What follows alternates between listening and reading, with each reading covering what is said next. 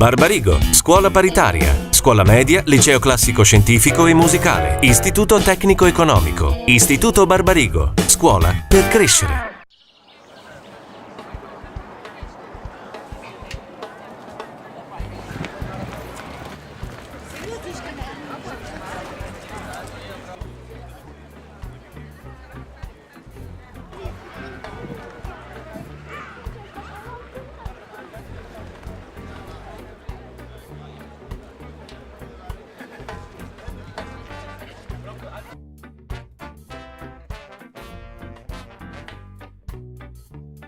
Polarcilla.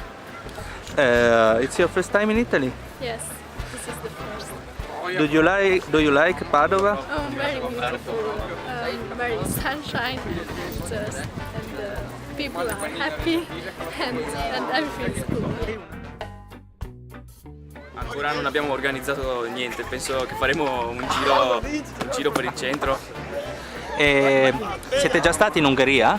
Sì, un mese fa circa. Com'è stato in Ungheria? Bello, abbiamo visitato Budapest e il paese di Pilisciava.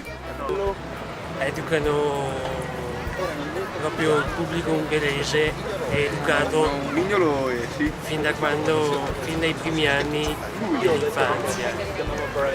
Alla musica? Sì. Sì, 2 anni fa, quando il nostro istituto ha preso il nome di Sant'Antonio di Padova, abbiamo pensato di cercare di trovare qualche contatto con Padova, con una scuola cattolica, essendo anche noi una scuola cattolica. Allora abbiamo trovato il Barbarigo. I ragazzi sono riusciti a comunicare, sono nate delle amicizie. Abbiamo fatto insieme tante belle cose.